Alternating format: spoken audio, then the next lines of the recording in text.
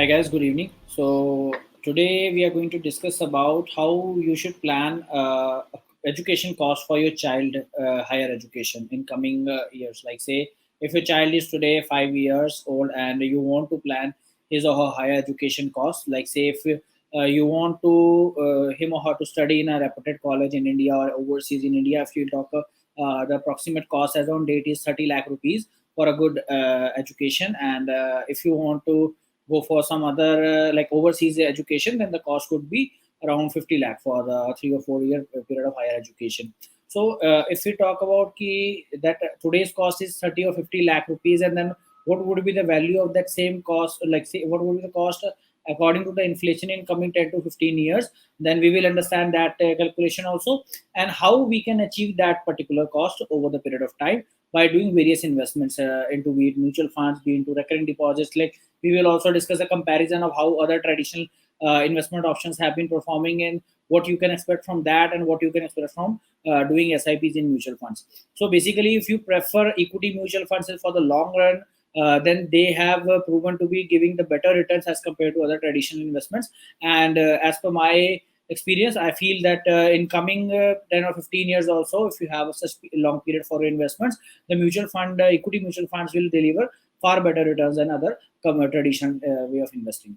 So let's discuss today about this calculation, like how you can plan your child's higher education. So for example, like say if your child is 5 years old today, and at the age of around 17 and 18, you require higher education funds. Okay, the cost for higher education. So if the child is today 5 years old, then for 17 it will be another 12 years. So how many years remaining? It's 12 years.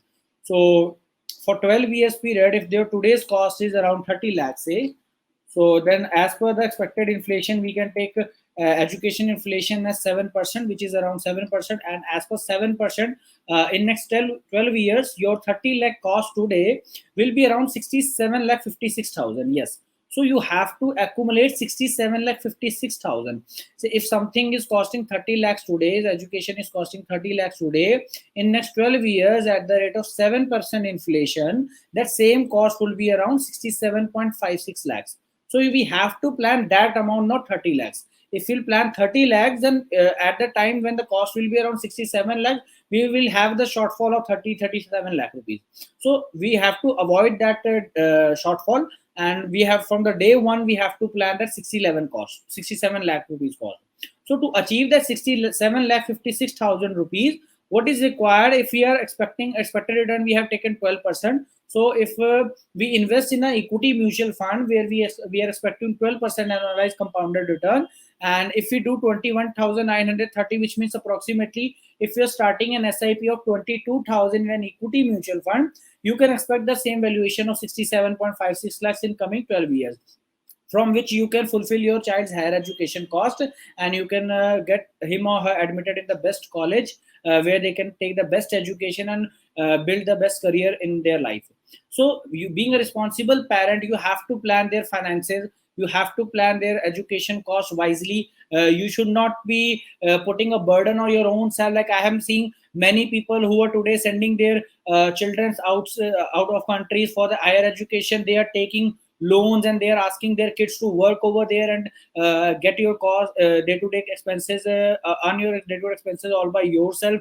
And here also they're taking loans and they want them, they expect their kids to send the EMIs or the loan interest, or they have to earn day and night for fulfilling their obligation to the bank, just because they have taken those loans for their child's higher education cost. So they, no doubt, you have to fulfill your responsibility.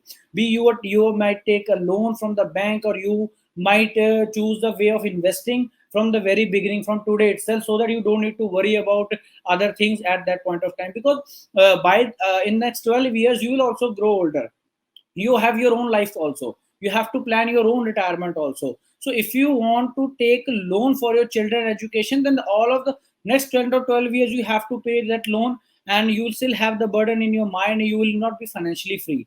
So we have to avoid being a good parent. You have to be also a good investor as well. You have to be a responsible person. You don't want to take these burdens all your life. So plan your child's education from the very early stages when your child is born, or it's in her 1 or 5 years age.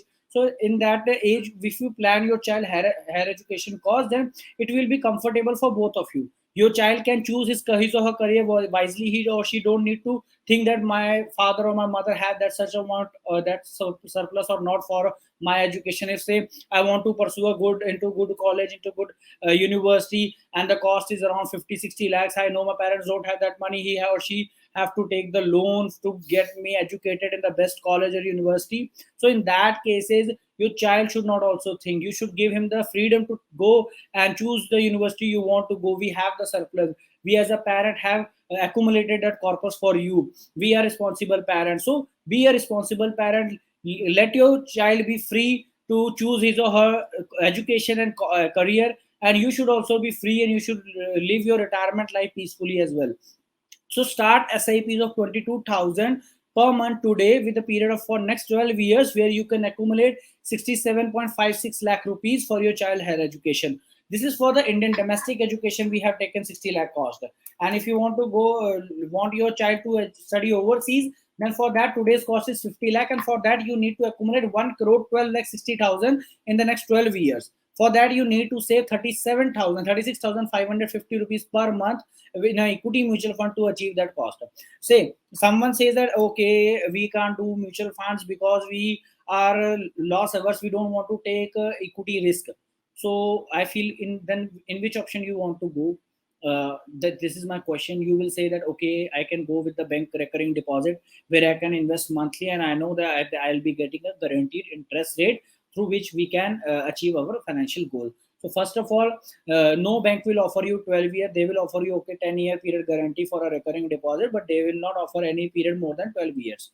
So, and if you say you have got a guarantee of 6% rate of interest, and for that 1 crore 12 lakh rupees, where we were talking that at 12% you need to invest 36,500 rupees, in a bank RD you have to invest 54,000 to accumulate that same cost of 1 crore 12 lakh rupees.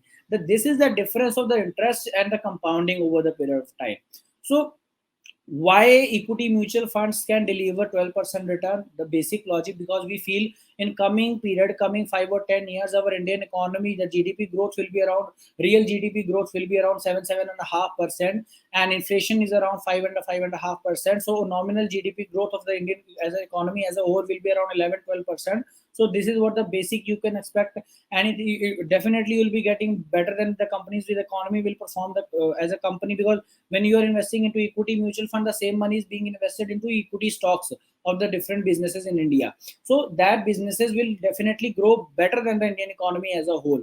So you can expect returns better than that. But on the other hand, we are taking the conservative figure, or a basic figure of 12%. In that case, also you need to invest only 37,000 to achieve that goal. Whereas if you go for a recurring deposit, you need to invest 54,000. So every month you have to share out 20,000 extra, just because you are not aware of the how equity is performing in the long run, how equity can do better for you in the long run. You should not worry that equity will go zero. This is not the reality. Equity markets as a whole cannot go to zero until unless a world crisis or the world has ended. So in that cases only this can happen. Otherwise, if we are living, if we are alive, we are earning, our country is growing, this is not going to happen. Many people have this myth that oh, this particular stock is going to, stocks can go to zero, company can go to zero, but economy as a whole cannot go to zero. And if you're investing into equity mutual fund, they're investing in a couple of companies which provides you diversification. So in that cases also, there is not a possibility that it can go zero. However, the volatility is there. Markets may react to the news. Markets have reacted to the COVID news. The economy, when the economy was at a standstill, markets have reacted due to this Ukraine Russia war. So you need not to worry about the market short term volatility. You have to accept that volatility is normal. Over the long period, equity has delivered and it will continue to deliver. So you have to plan accordingly. You should not worry about how equity mutual funds are risky. They are not risky. They are volatile in the short run, but very fruitful, will provide very great returns in the long run if you have a period of 5 or 10 or 15 years. So if we have now, like say, if we will take a quick another example, like say, if your child is today 1 year old, like say you have a newborn baby, you are blessed with a girl or a boy, then and you want to plan for his or her higher education cost today itself. So if you have another 17 years for yourself to invest, and for the same 50 lakh rupees cost, you need to accumulate, as per 7% inflation in 17 years, the 50 lakh cost will be 1 crore 57 lakhs. And for that, you need to invest 25,000. So you, what we have, the difference we can see here, in 12 years, you need to accumulate less 1 crore 12 lakh, because due to inflation, the cost will be lower than the as compared to the 17 years. In that case, you need to invest 37,000, 36,500.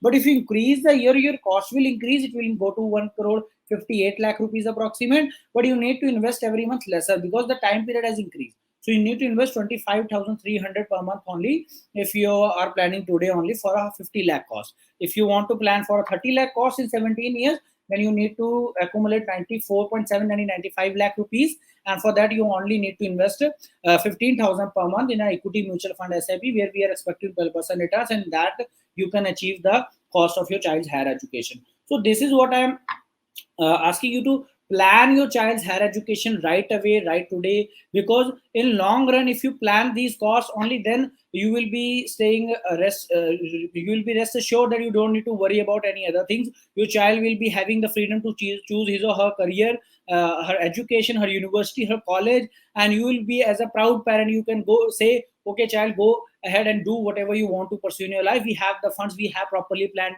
the finances, the education cost. We knew that it will be it is about to happen. So be a responsible parent. Start an SIPs for your kids right now. If the younger they are, the lesser you have to invest for them their higher education, where the cost we are taking 30 or 50 lakh rupees only. And if you want to increase that cost, you can increase that cost to 1 CR also. If you want to, you know that your child could pursue some education where this much cost will be involved. So this is totally depend upon the child, which career, which area he or she want to take the expertise and education, and for that you can plan accordingly. However, other goals are also very important. We can discuss that, your child's marriage, and then your own retirement. Your own retirement is very much important. Your child can get education loan, but you will not be getting an education retirement loan.